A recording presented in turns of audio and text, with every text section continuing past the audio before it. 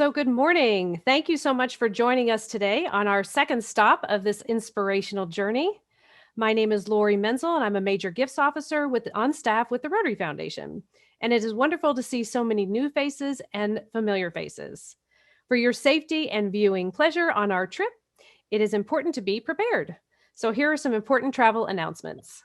Everyone will be muted to ensure a pleasant experience for all travelers. You will be able to unmute yourself if you would like to speak. For the best view, we suggest you select Speaker View, usually located in the upper right-hand corner. This session will be recorded for those who lost their Zoom boarding pass. If you would like to ask a question, please type it in the chat box in all capitals so we don't miss it. If your question's not answered during our journey, we will do our best to answer it and get the answer to you. So please sit back, relax, and enjoy the journey. It is my pleasure to introduce past District Governor and your District Rotary Foundation Chair, Vivian Crimble. Thank you, Lori, so very much. Want to welcome our family of Rotary and friends to District 7570, and thank you for joining us today as we continue our inspirational journey of the Rotary Foundation series. We consider each of you our special guests, and we're so pleased to have each and every one of you with us today. And as I look across this Zoom attendee, thank you for those outside our district and those potential members, perhaps. We welcome each and every one of you. You know, during last month's session, Trustee Gita Manik shared touching stories and her personal passion for the Rotary Foundation as she walked through the magic of the Rotary Foundation. And today we get to turn to our very own district Rotarians as they share their personal journey in the why and the how that they have created their own personal legacy. But first, to each and every one of you, I want you to know that we thank you for being here with us today, and thank you for all the things that you do in your communities and around the world. You are the positive difference. You're positive in the lives of so many. Thank you for securing tomorrow's Rotary through your continued support this year. And now I'd like to tell you that there is an opportunity to listen today to what we just talked about. And thank you so very much for being with us. And thank you to our planned Gifts and Major Gifts Committee for putting this on today, and particularly their chair, Dana Guthrie, and in partnership with Lori Menzel, our staff from the Rotary International. And now, Lori Menzel. Wonderful. Great. Thank you so much, Vivian. Before we get started, I'm just going to share a few brief things about the Rotary Foundation and the endowment, just to kind of get us going into that spirit. And then we are going to hear from some wonderful Rotarians.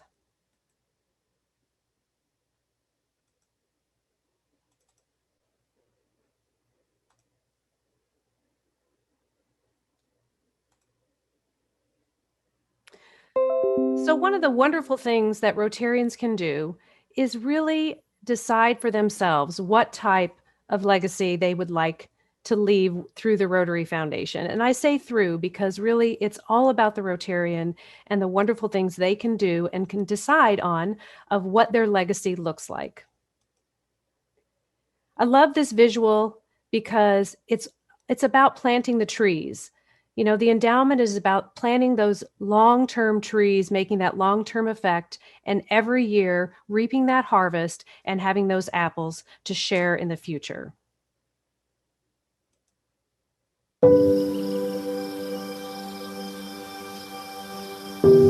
You're a Leewood. You know what that means?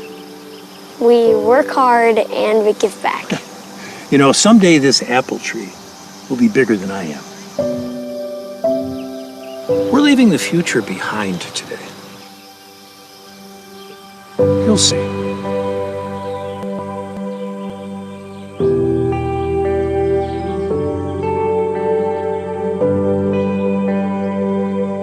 Giving to Rotary's endowment ensures life-changing programs will benefit generations to come.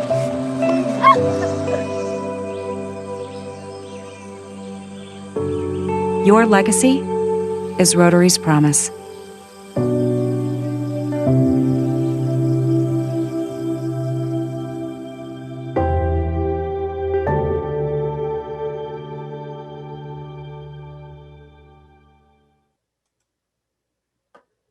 So how does one build their Rotary legacy? There's really 3 easy steps when it comes to deciding. First, it's what are you passionate about? What is it that you love? What is it that you want to see continue? Maybe it's through Endowment Fund Share. You're really passionate about the district. You want to make sure the district has the funding in the future for projects we can't even imagine today. Maybe it's World Fund. You love everything about Rotary, and you just, when the time comes, you know that the trustees will make the decision and say, okay, we need to support this particular project, this global grant, whatever that might be at the time. Or maybe there is one particular area of focus that you're passionate about. Perhaps it's basic education and literacy for all. Maybe you want to make sure people have clean water. Perhaps it's the environment. It's our new area of focus. We have so many different things to choose from when it comes to areas of focus. And maybe it's peace. We have our Rotary Peace Centers, and I'm excited to announce we actually are going to have a new Rotary Peace Center, probably not till about 2026, but we did just get a $15.5 million gift to establish a new Rotary Peace Center in the Middle East or North Africa. So I'm really excited to share that information with you. But that's another area that you can decide and select. And so that's the first step when you're thinking about creating your legacy. The second step is, how would you like to fund that gift? There's many different ways that a Rotarian can fund that, and you're going to hear some about that this morning from your fellow Rotarians. Maybe it's a percentage in your will. Maybe it's a beneficiary designation of a retirement plan or a life insurance policy. Maybe it's a life income agreement, which can be a charitable gift annuity, charitable remainder trusts, those type of vehicles. Or maybe you leave your donor advised fund as you leave the Rotary Foundation as the beneficiary of your donor advised fund. I have one Rotarian that created an endowment, and the donor advised fund is going to, the endowment is the beneficiary of the donor advised fund. So it's just some unique different ways to structure your gift, but that's a very personal decision, again, just like what you decide to designate, and we can help you through that process. And last, but certainly not least, is how you personalize it. With a gift of $25,000 or more, every Rotarian can create their own endowment. So you can name it. I could name it the Menzel Family Endowment. I could make my the Rotary Foundation a beneficiary of my IRA, and when I pass, my gift comes in, and it opens my endowment for Endowment Fund Share. And so as you can see in this illustration, the dark blue on the bottom are the spendable earnings. With an endowment, when your gift goes in, that principal is never spent. It's invested forever. And then the spendable earnings that come off every year go out into the world to help make it a better place. For example, last year, the Rotary Foundation had about 18 million in spendable earnings coming off, going out into all the different designations that Rotarians had decided upon. The trustees are hoping to grow that to 100 million a year. So I just can't imagine how much more can be done as we grow the Rotary Endowment. So I just want to leave you with a quote from Arch Klump. Really, Rotary's tomorrow depends on what we do today. And I think that's a great segue. I'm going to turn it over to Dana to introduce our first Rotarian. As our first speaker today, it is my honor to introduce to you Lee Beam of the Rotary Club of Stanton. Lee. Well, thank you so much, Dana, and it's wonderful seeing so many fellow Rotarians, friends, and maybe even some people I haven't met yet. As Dana said, I'm Lee Beam. I'm in the Rotary Club of Stanton, Virginia. I joined Rotary in 1990. What I knew of Rotary at that point was that my brother had been a member of another club for several years. That was before they let women into Rotary, and I got enthused through hearing what he was doing with his Rotary Club and what Rotary was doing. Although I didn't know it at the time, what I heard most and knew most about Rotary in the beginning was their efforts to take care of polio, to eradicate polio in the world. And I didn't know that was the Rotary Foundation. I didn't know how it happened. I just knew that the members and the district were asked to provide a lot of money to do a good job and to eradicate polio, and yet here we are many years later, still working on that. In about a couple years into my Rotary career, there was a district speaker who came and talked about the Rotary Foundation. And I listened and I heard words about grants and projects and Paul Harris Fellow Society and Sustainer and or Paul Harris Fellow Awards and Sustainer. And the next thing I knew, at some point in that meeting, I was called up to the front and they said I was named a Paul Harris Fellow, and I didn't even know what that meant. I was somewhat embarrassed because I didn't know how you got to be a Paul Harris Fellow. And it come to find out that through the generosity of many of our club members, they used points to help name other people as Paul Harris Fellows and to encourage them to give themselves. So at first I started out, I became a sustainer and I gave $100 a year to the annual fund.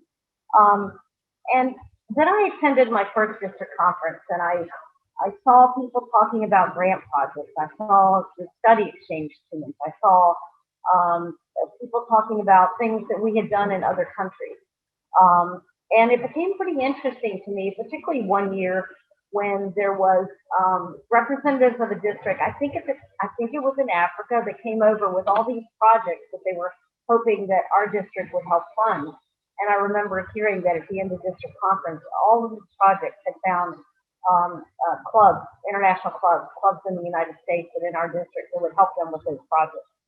I remember hearing about a project this district did called READ, and I think that was in the Philippines, and we sent a lot of books and computers, and then ultimately our area participated in a project in the Republic of Georgia, and we put a furnace into a orphanage and helped those children have a better life. So I began to become more aware of the Rotary Foundation, and it just seemed like that we were doing good things. We were helping people, we were putting in clean water systems, we were providing medical equipment. I wasn't doing it myself, but a Rotarian somewhere in the world was doing it, and that to me indicated that it was something that was good. In 2009, I was asked to be the annual giving chair for the district. And it was then that I really became more aware of how the Rotary Foundation worked. At that point, I became friends with and met Walter Hughes, who was the global grants chair. And we had a joke at the time that I raised the money and he spent the money. But through Walter's eyes and through the eyes of many other Rotarians who traveled overseas, I saw the possibility of all that Rotary could do. I saw that there was very little, in fact, that we couldn't do. It just took Rotarians on the ground, people to provide the money, the foundation to provide the network and the way that the money would flow, and we could do all kinds of great things. At that point, I worked on gradually increasing my annual contribution, and I became a member of the Paul Harris Society, deciding that I would give $1,000 a year to the Rotary Foundation. I still, at this point, strongly supported the annual fund share, so that the money would come back. Half of that would come back to the district to decide how it would be used, through district grants or through our support of global grants. And I did contributions to the Polio Plus Fund. At some point, I began to think about my legacy. I'm not married, I don't have any children, and so I wanted to think about where my wealth would go when I was no longer here. Sure, I had nephews and a niece that I wanted to care for, and there was my church and my college and other organizations I may want to support. But when I thought about a legacy, I thought about the example that Lori just gave with the apple tree. The apple tree, if nurtured along, will give a gift for many years to come, and that's what I wanted to do. I began to speak with a representative of the Rotary Foundation. Lori wasn't working in our zone at that point, and I found out how simple it was to make a bequest, to name the Rotary Foundation as the recipient of that bequest. The representative of the Rotary Foundation was very helpful because they provided the adjusted language for a codicil to my will, so I wouldn't have to completely rewrite a will. And there was a gift document that you signed with the Rotary Foundation, which indicated how you want that money spent once the Rotary Foundation had it. And that would ensure that if I changed my mind, and maybe in the beginning I thought I just wanted to go to share, but then I became really excited about an area of focus, all I had to do was change that gift document with the Rotary Foundation. I didn't have to hire an attorney. I didn't have to discuss it with my accountant. I could make that simple.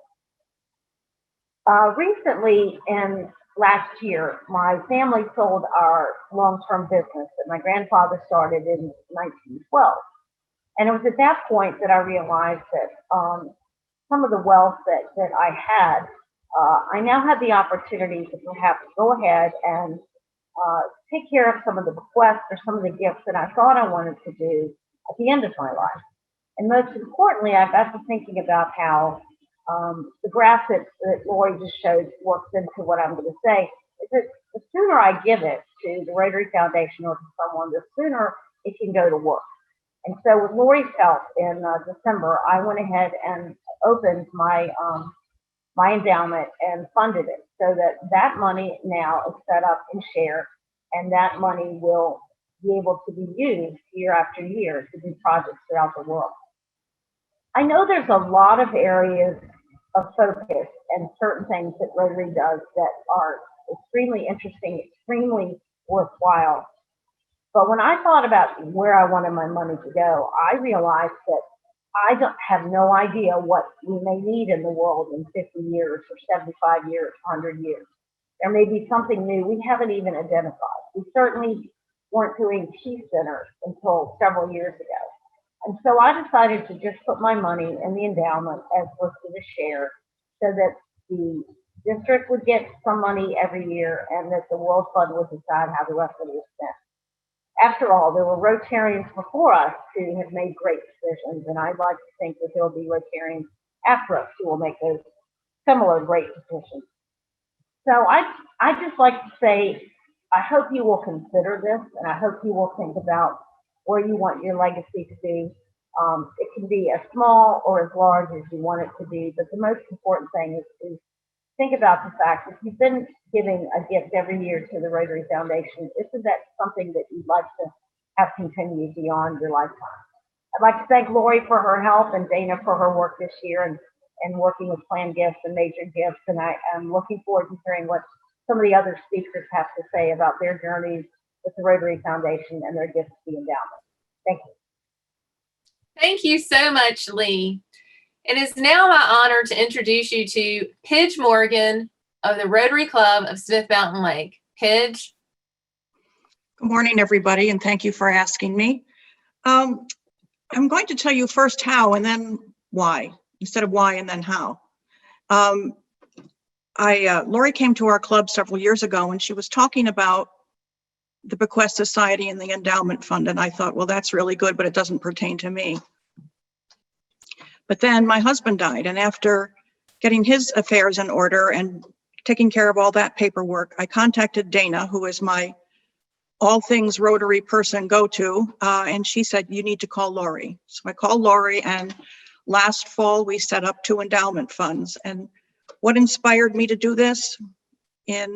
With Case Peterman's encouragement, and I was privileged to be on an NID in India, and I witnessed some pretty awful things, pretty appalling things, the street defecation, extreme poverty, people living in the garbage dumps.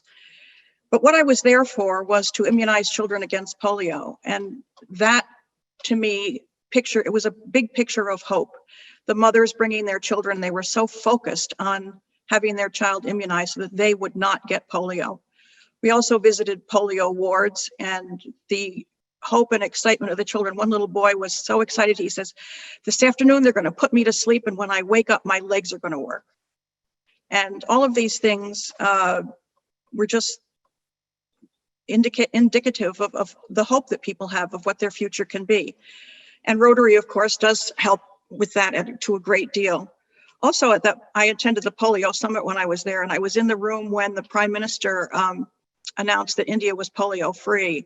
And that room, the energy in that room was just palpable. It was just an unbelievable thing. So there's one thing there that inspired me to do this. The second is that since 2004, I have worked for a nonprofit, Godparents for Tanzania, that provides scholarships for children to go to school in Tanzania. And we seek sponsors in the United States for that. And I personally have made 27 trips to Tanzania to help with this project. When I visit communities in the bush, it's very strange to see the women gathering water from the stream where the cows stand upstream. And this is the water that they use to cook and to clean themselves and to drink as well. So, and also I have visited many schools that are out in the bush. They're very poor, of course, but they do their best. And the toilets in some of these schools are 30 to 40 years old, and they're just falling apart. There's no place for kids to wash their hands. And there's many illnesses that happen when you're in the bush and you don't have access to sanitation and hygiene. And there's babies are sick and dying. Of course, malaria is a big problem. But there's also a lot of respiratory issues because they're cooking in their huts and there's no place for the smoke to go. So the children have these very deep coughs and hard breathing problems, and asthma is quite prevalent as well. And we refurbished a clinic in the Sango village, which is on the slopes of Kilimanjaro. And to see these women who come there where there's no place for them to give birth privately, there was an open area where they could be, but there were also the other patients that were sitting there. So when we refurbished this clinic and a primary school in Sango village, Walter got a wall built for us. Walter is everywhere. And so it was really an experience. That was my first grant that I had been the main contact for here at Smith Mountain Lake. And I went back, of course, a year later, and the wall was there. The women were having a place to be, and the supply closet was now full. When I first visited there were no supplies, and there weren't even Band-Aids in there. They had a refrigerator, a gas-powered refrigerator where they kept their vaccines. And at night they had to close the windows so the vaccines wouldn't be stolen. So this thing ran all night and the fumes were in the room. It was just very upsetting to me, and I knew that something could be done. Also, that at that same time we equipped a school in the Kamakya Primary School, which is also, it's in the rainforest on the slopes of Kilimanjaro. And the toilet that these kids had to use was down a very steep hill. And there were 2 toilets for the boys and 2 toilets for the girls and 1 toilet for the staff. And they were in danger of sliding down the hill. I wouldn't even go down them to look at the toilets. I had to take everybody's word that they were really bad. So one of the projects there was to build a new toilet block, and we did build a new toilet block. And the children then had a place. They had like 6 toilets for the girls and 6 for the boys, and it was more accessible. But all of these things wouldn't happen if there hadn't been district grants and people, Rotarians, who are people, of course, willing to help out. So they also built a new library, and the librarian was very cute. He was about 7 years old, but he was in charge of all the books. And also we built a kitchen that has a mama stove, and a mama stove is vented to the outside, and it uses 1/3 less wood fuel to cook with. So they also planted over 1,000 trees on this hillside to help with erosion. And also to put, there were fruit trees and mangoes and papayas and avocados. And the school can use these now to help fund some things at the school. Later on, I was asked to participate in a multi-district grant with Mike Mefford and partnered with IMEC, which is International Medical Equipment Consortium. And what they do is they take equipment from here in the US and Canada and they refurbish it for developing third world countries. They change the power, and I don't know much about that kind of stuff, but that's what they do. And so this was a KCMC, Kilimanjaro Christian Medical Center, which is in Moshi, Tanzania, is a referral hospital that serves about over 2-3 million people in the area. And they were still using the same equipment that when the hospital had been built in the 70s. So I was asked by Mike Mefford, and with the help of the Rotary Club in Moshi, I went into the hospital. Dr. Sarah Urasa, who is she was the chief of medical services at this hospital and also a Rotarian, took me through the hospital with my camera. And I was able to photograph some very upsetting, disturbing things. I went into the OR, and then my camera went in during an operation. I was not allowed in during the operation, but I went to places that in this country you wouldn't be able to go to at all. In the neonatal unit, in the NICU of, how do you say that? The NICU.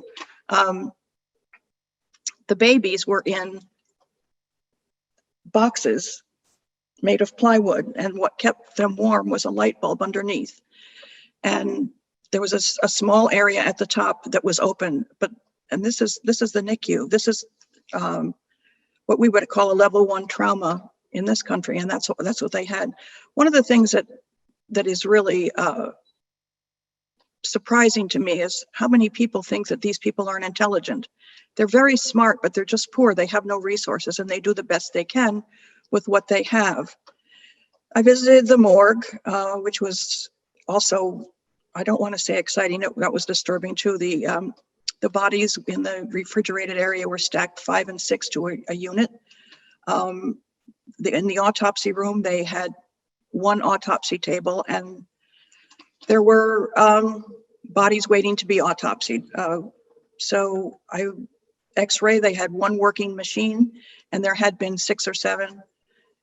Physical therapy most of the equipment was broken. So when this grant was finished, there were able to be 11 complete hospital suites shipped to Tanzania and installed in the hospital. And I went back to see all of these things, and the neonatal unit had actual incubators, and physical therapy had new equipment. And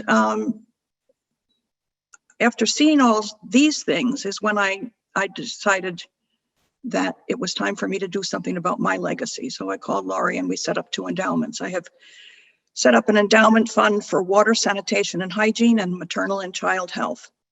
And I believe that we are our brother's keeper, and I know for sure that the Rotary Foundation will take good care of my gift. Thank you so much, Pidge.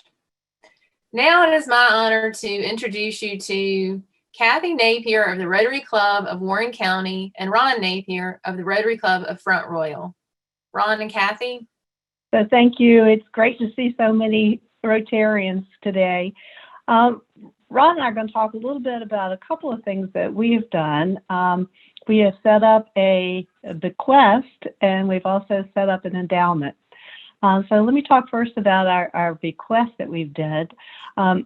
It started several years ago when Ron was appointed to a Rotary Foundation committee for the Rotary Peace Center's major gifts initiatives.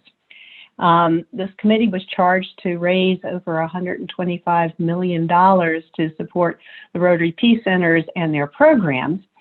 And we realized we really didn't know a lot about the Peace Center, so we decided we need to get educated.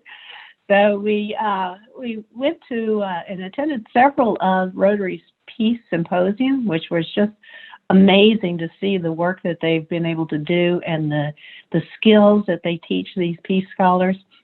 And we actually had a chance to go to a graduation closing for the Peace Centers at the UNC and Duke universities down in North Carolina. And at that graduation program, each of the graduates had to speak about their field practicum and what they did, their challenges, their accomplishments, and how they used the skills that they had obtained as scholars at the Rotary Peace Centers to face those conflicts and to seek peaceful resolutions. One graduate spoke about her work in the Democratic Republic of Congo for women's rights. At that point in time, and I'm still saying they're still working on it now, women had very few rights. But she was working with local activists, and they were able to accomplish some incredible things for that community and for the women there. Another one spoke about her work in Bangkok, where she was trying to provide physical and emotional health care for the prostitutes in the inner cities, a forgotten group of people. There was another one who spoke about his work with the First Nations and the Canadians and the conflicts that they had in their communities and how to come about with some peaceful resolution. And they actually enacted law that was able to support the work that they had accomplished. Another graduate, and this is the last one that presented that day, his name was Milton Camelli. I'm going to butcher his last name, but it's Naomi. And he was from Kenya. And he spoke about the trials and tribulations he had being part of a tribe that was a warrior tribe. They killed his mother. He had to run away with his grandmother. I mean, the life he led was just incredible. But this gentleman actually ended up writing the book, 14 Cows for America. And this was written about the Maasai tribe in Kenya who gave cows to the United States of America in lieu and after 9/11. And cows for that village meant life. And so for them to donate 14 cows to the United States as a peace symbol, it was amazing, just incredible. So that demonstrated to us that the importance of these peace centers and the work that they're going to provide in conflict resolution and trying to have a peaceful world. And we knew that it must go on, even after we're gone. So we left a sizable bequest specifically to the peace centers to maintain that program and to continue well into the future. And as Laurie mentioned in her opening remarks, when you create an endowment that has more than $25,000, it's a naming opportunity. And we decided that we would name the endowment in honor of June and John Kenny. John had been president of Rotary International the year I was district governor, and his name's a lot more resounding in Rotary than mine. And so we thought it would be appropriate to create an endowment in their names. And so that's what we did. And we think that will be very, very important. In terms of peace and conflict resolution, it's going to take a long time for humankind to achieve the results that we want to see. But I think the Rotary Peace Center is a wonderful vehicle for making that happen ultimately. And that's why we got involved in funding that. And another thing we were able to do, we had the opportunity to travel to Ghana with pastors to Governor George Carnes, Uganda, for the dedication of the Samawari Water Project. And it was there, similar to what Pidge said, we saw the unsanitary conditions, the poverty, the lack of water, the lack of sanitation. It was eye-opening. And to think people live that way, and we just take it all for granted.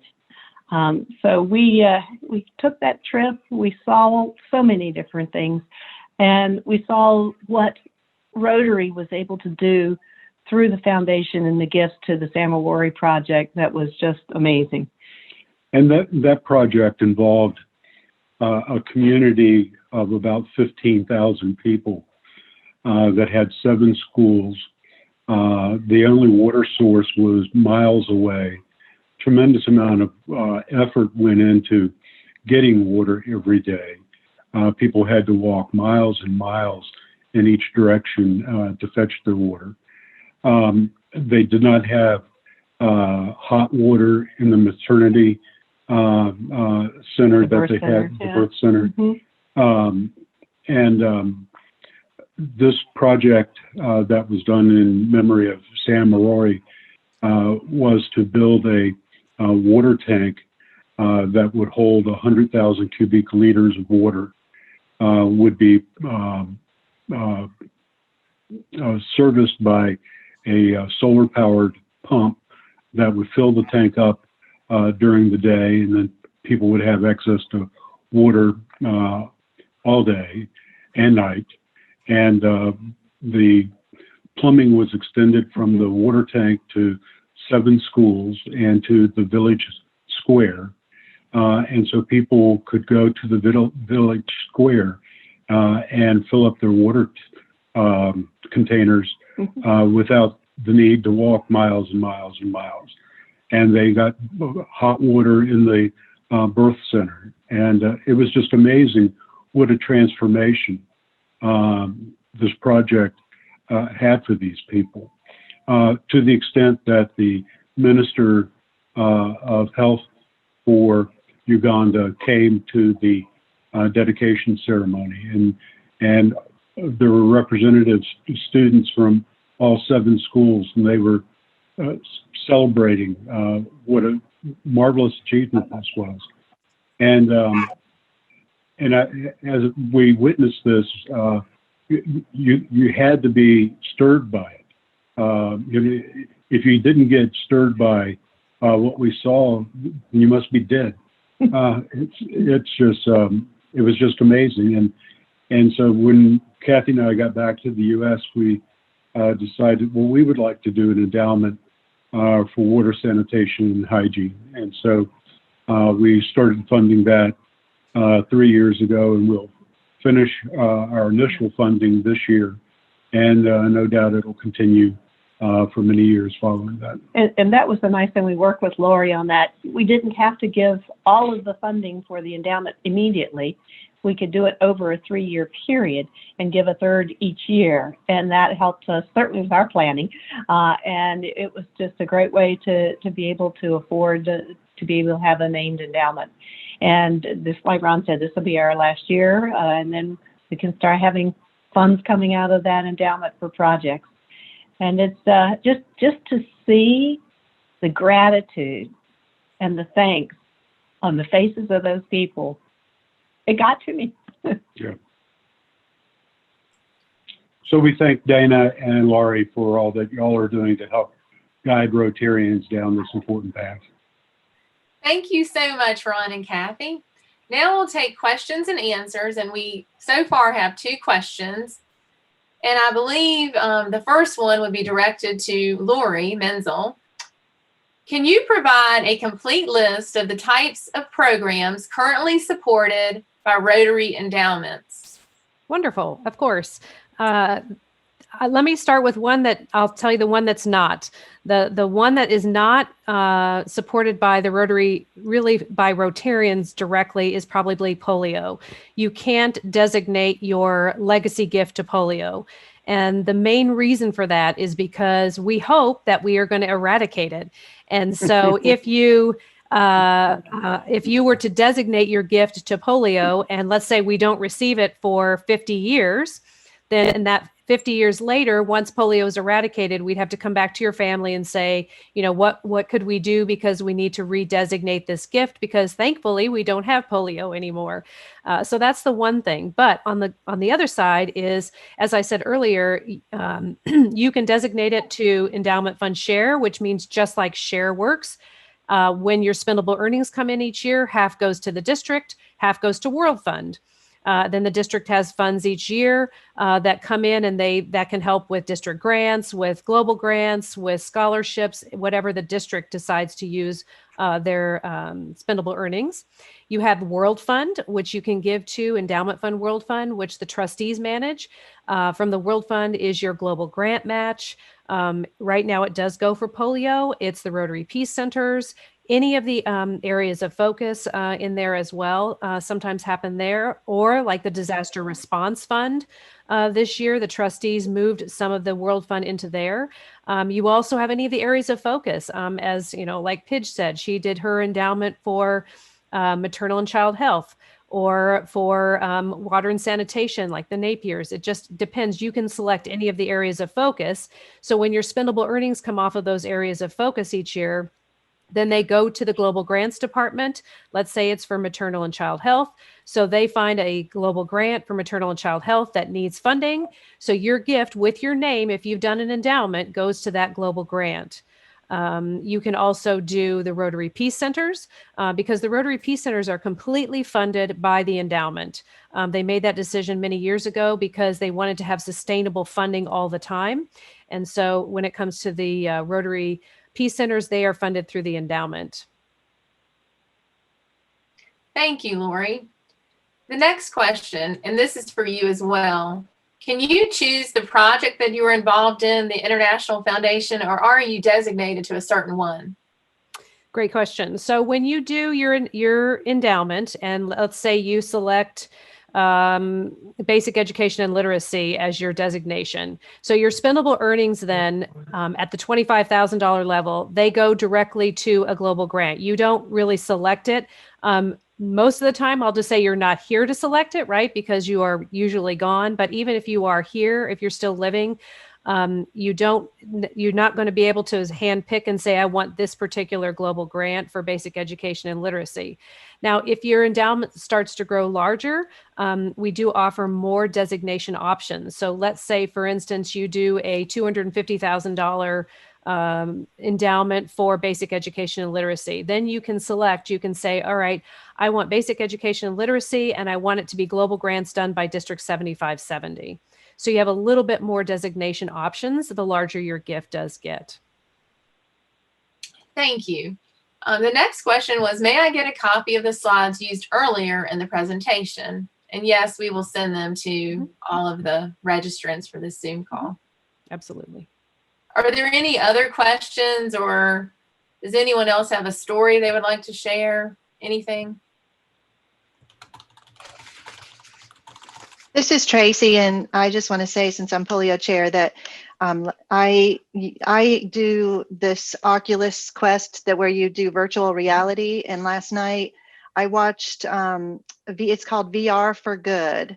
And it was a story about this girl that had she was 12 years old. She had like a goiter on her face, and it was a little tumor, and it just grew, and her whole face was big, and all the kids made fun of her and all that.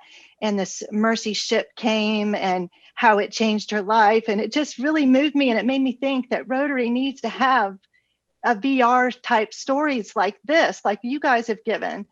And then it makes people want to give, even if they're not a Rotarian, to our causes. It just made me think about it last night. Awesome. I will say we do have for polio, there are VR experiences that you can do. Those are, not necessarily in other areas, I don't think right now, but we do have it for polio. I'll look that up because, you have a browser VR for Good. So I'll look up and see if I can find that. That's great. Yeah, I think we even have a app, I think, for your phone for the virtual reality experience. Yeah. Thank you. Mm-hmm. Thank you, Tracy. Anyone else?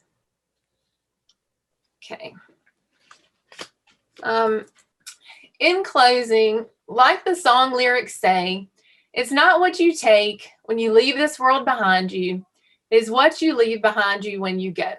Lee, Pidge, Kathy, and Ron, you are leaving beautiful legacies through the Rotary Foundation that will last for all time, and for that, we are forever grateful. We appreciate you sharing your stories today. Thanks so much for inspiring us. We also appreciate all of our traveling companions for being with us on the second stop of our District 7570 Inspirational Rotary Foundation journey. Thank you for traveling with us today. The third stop of our journey will be on Saturday, April 24th from 9:30 a.m. until 10:30 a.m. Please stay tuned for the itinerary. Thank you.